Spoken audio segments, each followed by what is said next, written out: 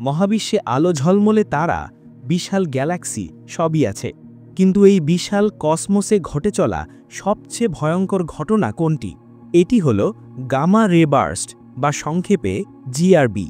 একটি জিআরবি হল মহাবিশ্বের সবচেয়ে শক্তিশালী বিস্ফোরণ। 1 সেকেন্ডের মধ্যে এটি আমাদের সূর্যের 10 বিলিয়ন বছরের সমান শক্তি নির্গত করে। এরা এত উজ্জ্বল যে আলোর চেয়েও দ্রুত গতিতে প্রসারিত হতে থাকা মহাবিশ্বের প্রান্ত থেকেও এদের শনাক্ত করা যায়। এই মহাজাগতিক আতশবাজির প্রধানত দুটি কারণ রয়েছে। প্রথমত, লং ডিউরেশন বার্স্ট।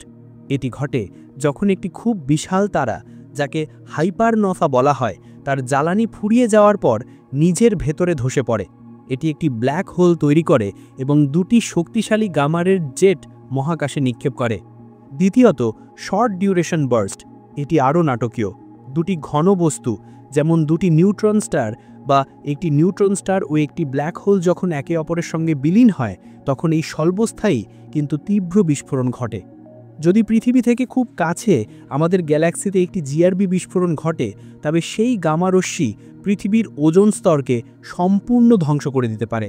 এটি পৃথিবীর জীবনকে বিপন্ন করে দিতে পারে। বিজ্ঞানীরা মনে করেন অতীতে অনেক গণবিলুপ্তির পেছনে জিআরবির ভূমিকা ছিল। গামা রে বার্স্ট মহাজাগতিক ধ্বংসলীলার এক চূড়ান্ত রূপ। আপনার কি মনে হয় আমরা জিআরবির মতো বিপর্যয় থেকে সুরক্ষিত?